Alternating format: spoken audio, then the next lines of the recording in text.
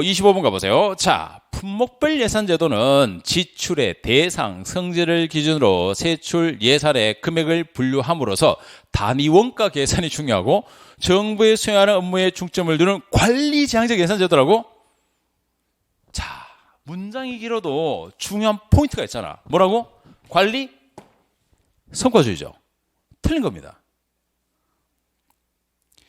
LIBS가 되면 뭐가 들어야 된다고? 통제야, 통제. 알겠죠? 그러니 긴 문장이지만 너무 어렵습니까? 알고 보면 이런 것들은 여러분 앞에 되어 있지만 저는 국어 읽는 속도가 느려가지고 지문을 답 시간 내에 못 고르겠어요. 그건 뭐다? 내용을 정확하게 이해를 못하고 있기 때문에 그런 현상이 발생하는 거예요. 정확하게 알고 있으면은 굉장히 쉬워요.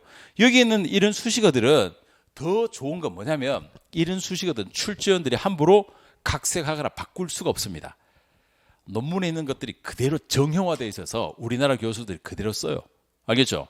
그러니 이런 것들은 확인만 딱 해두면은 끝나는 겁니다. 게임이.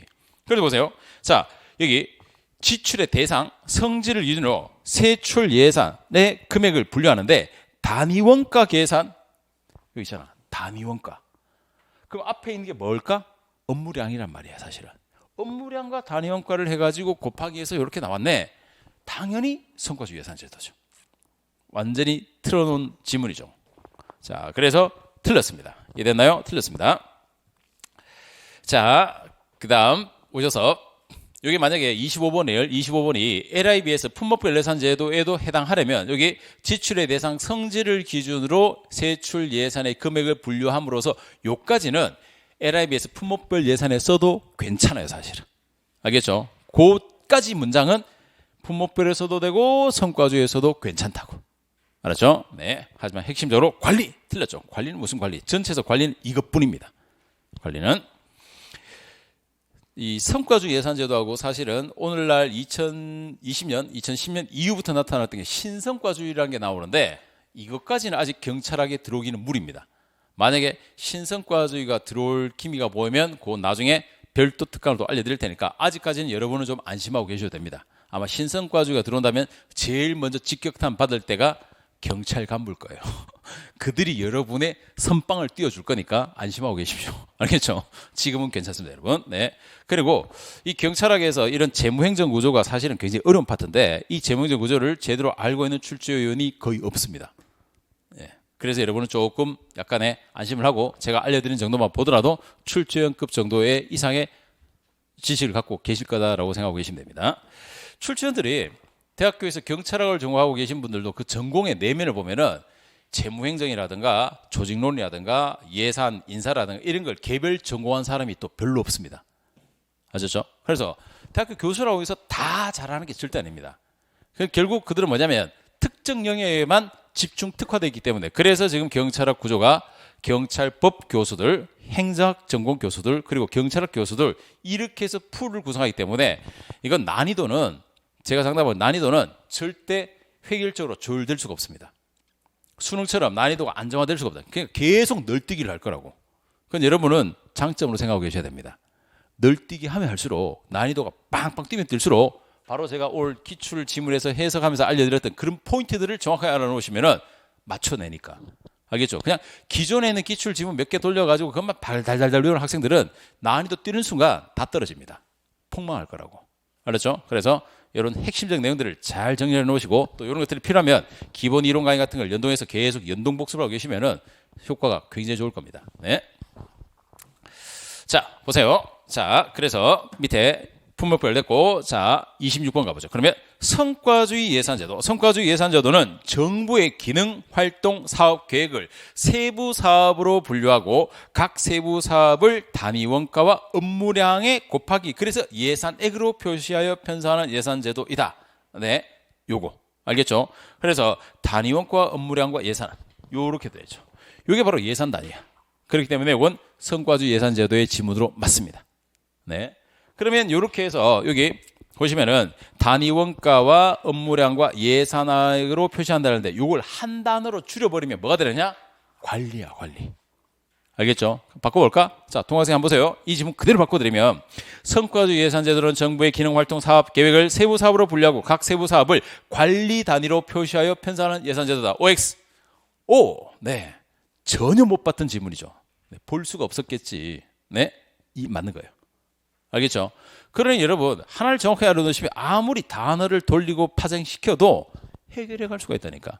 그래서 최소화된 공부에서 최대 효율을 누리는 방법이 바로 경찰을 이렇게 해야 되는데 여러분은 계속 양치기만 했죠. 양으로 하니까 끊임없는 변화 속에서 계속해서 할 것만 늘어났지 정리가 안 되는 거예요. 그게 경찰학의 기존에 폭망했던 이유 중에 하나가 그겁니다. 그걸 이제부터 팩트 경찰학과 다 바꿔버리면 됩니다. 반대로. 네. 자, 요거 됐고 그 다음 넘어오셔서 자 27번 문제 가보죠. 자, 계획예산제도는 매년 사업의 우선순위를 결정하여, 물론 이제 여러분은 쉽죠. 우선순위 네가 왜 거기서 나오냐고 틀렸는데, 그러나 우린 정확하게 알고는 있어야죠. 우선순위를 새로 결정하고 그에 따라 예산을 책정하는 제도로서 전년도 예산을 기준으로 점증적으로 예산액을 책정하는 폐단을 시행하기 위한 목적에서 유래되었다. 이 뒤에 서술은 다 맞고 주어가 틀렸습니다. 이 주어 자리에 누가 들어야 된다고? 우선순위 연기준 예산. 이 녀석입니다. 이것도 예산제도 개혁으로 중요한 제도입니다. 알았죠? 그러면 연기준 예산 나온 김에 자 보세요.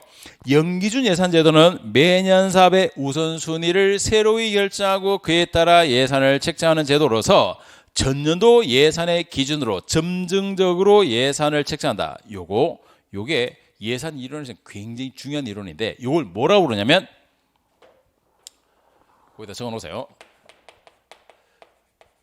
점증주의식 예산 이론이라고 불러집니다. 점증주의 예산 이론.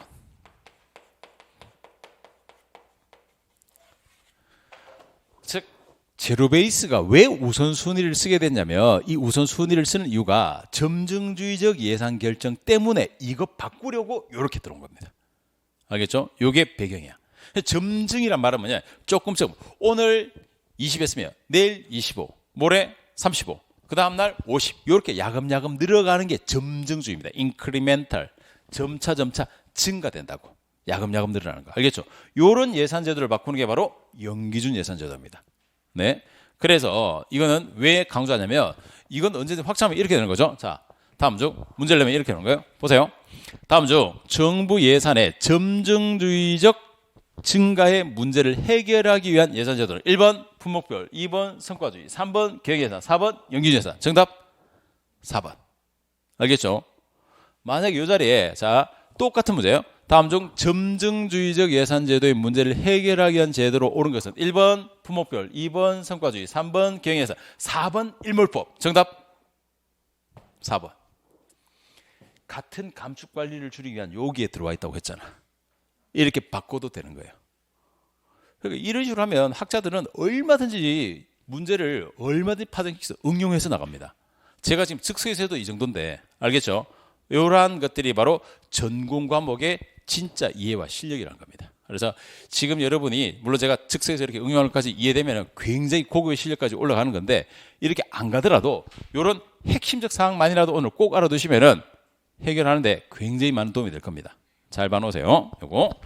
자, 그래서 봐두도록 하시고 그러면 자 밑에 28번 문제 가보죠. 자, 준예산은 회계연도 개시 전까지 예산의 불성립 시에 자 불성립이 나왔죠. 불성립 시에 전년도에 준해서 지출을 하는 예산제도로서 예산 집행에 신축성을 부여하고 예산의 불성립으로 인한 행정의 중단을 방지한다. 즉 예산 확정 전이라도 공무원의 보수와 사무처리에 관한 기본경비 등은 준예산으로 지출할 수 있다. 이게 두 개의 지문을 결합해서 하나로 집어넣어놨죠 지금. 그렇죠? 그래서 길어버리는데 첫째 준예산은 지웠냐? 지웠군요. 자 다시. 자 1월 1일이 항상 기준입니다. 1월 1일 기준으로 해서 1월 1일 기준 2000에 바꾸면 이걸 뭐라고 부른다? 수정예산. 1월 1일 이후에 바꾸면 뭐라고 부른다? 추가 경정예산. 추경. 알겠죠? 자, 그래서 12월 30일 날 끝나고 그러면 요 1월 1일까지 성립이 안 됐을 때 쓰는 게 바로 뭐다? 헌법에 정해져 있는 준예산제도입니다. 그래서 준예산제도 다루면 딴 거 다 필요 없고 가장 전형적인 수식어가 불성립이야. 그냥 불성립 들어오면 준예산 이렇게 딱 찍어놓고 들어가셔야 됩니다. 불성립.